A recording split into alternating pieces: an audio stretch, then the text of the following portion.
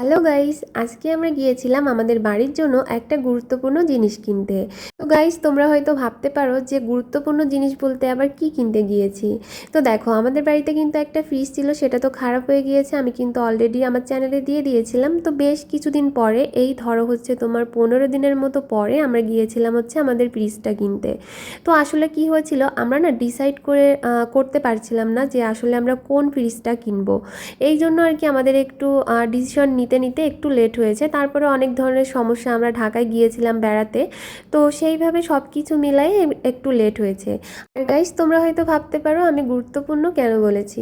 দেখো, আমাদের বাড়িতে একটা ফ্রিজ কিন্তু আমাদের প্রত্যেকের জন্য কিন্তু খুবই গুরুত্বপূর্ণ। আমাদের অনেক সময় মনে হয় যে রান্না করতে ইচ্ছা করছে না বা বেশি রান্না হয়ে গিয়েছে, সেটা আমরা ফেলে না দিয়ে আমাদের কিন্তু ফ্রিজে আমরা স্টোর করে রাখি একসঙ্গে অনেক মাছ, মাংস, সবজি।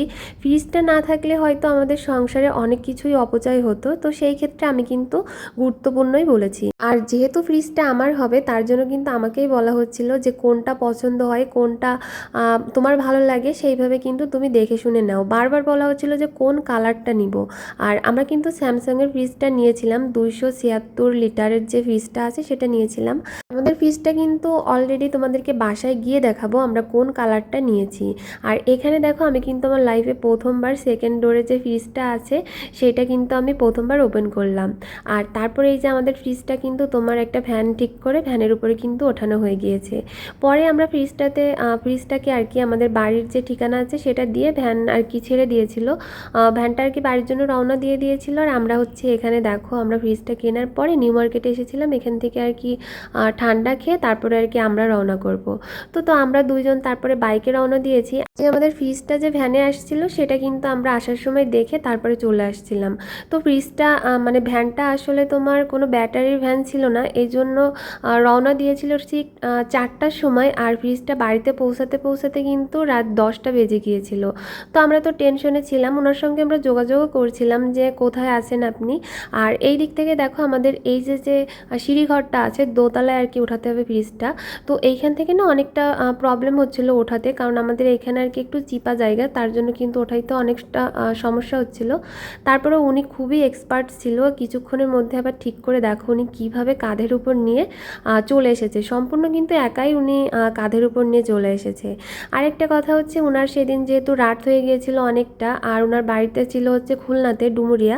তো উনি আমাদেরকে বলছিল যে আমাকে একটু থাকতে দাও। তো সেইভাবে উনি আর কি আমাদের বাড়িতে সেই দিন রাতটা ছিল, রাত্রে খাওয়া দাওয়া করে আমাদের বাড়িতে ঘুমিয়েছিল, সকালে আর কি ওনার ভ্যানটা নিয়ে চলে গিয়েছিল। আর এখানে দেখো, আমাকেই বলছিল যে যেহেতু ফ্রিজটা তোমার, তো তুমি আর কি ফ্রিজটাকে আনবক্সিং করো। তার জন্য আর কি আমি আর কি আনবক্সিংটা করছিলাম। তো এখানে কি হচ্ছে দেখো, এই যে ফ্রিজটার যে প্যাকেটটা আছে, মানে ওরা বলেছে এই প্যাকেটটা যত্ন করে রেখে দিতে, যাতে পরবর্তীতে যদি কোনো সমস্যা হয় আবার কিন্তু প্যাকেটটা করে নিয়ে যাওয়া যাবে। তো সেই ক্ষেত্রে ফ্রিজটাকে কিন্তু ভালো করে আর কি প্যাকেটটাকে খোলা হচ্ছিল, তো উপরে কিন্তু ছাদে আর কি বেঁধে গিয়েছিল। তারপরে আর কি ফ্রিজটাকে সরিয়ে আবার কিন্তু আর এক পাশ দিয়ে কিন্তু খোলা হয়েছে। তো দেখো, এই যে আমাদের ফ্রিজটার কালার, এটা হচ্ছে তোমার চকলেট কালার। আর এই যে এখন সব যে টেপ দেওয়া আছে, সেই টেপগুলো কিন্তু আমরা উঠিয়ে নিচ্ছিলাম। আর এই যে হচ্ছে উপরে ডিপটা, এটা কিন্তু নন ফ্রস্টের ফ্রিজ। আর কত টাকা নিয়েছে তোমাদেরকে অবশ্যই বলবো। এটা হচ্ছে 62,000 টাকা নিয়েছে স্যামসাংয়ের এই ফ্রিজটা। আর এখানে দেখো, তারপরে রাত্রেবেলা আর কি আমি সব কিছু গুছিয়ে গুছিয়ে রাখছিলাম। আসলে ফ্রিজটা খারাপ হয়ে যাওয়ার পরেই বুঝতে পেরেছি যে একটা ফ্রিজ বাড়িতে কতটা মূল্যবান বা কতটা গুরুত্বপূর্ণ একটা জিনিস হতে পারে। আমার কিন্তু ফ্রিজ ছাড়া আমি কিন্তু রান্না করার সময় একেবারে আমার চলে না, ফ্রিজে আমার অনেক জিনিসপত্র রাখা থাকে। তো আশা করব ভিডিওটা ভালো লেগেছে। যদি ভালো লেগে থাকে অবশ্যই ফলো দিতে কিন্তু একেবারেই ভুলো না।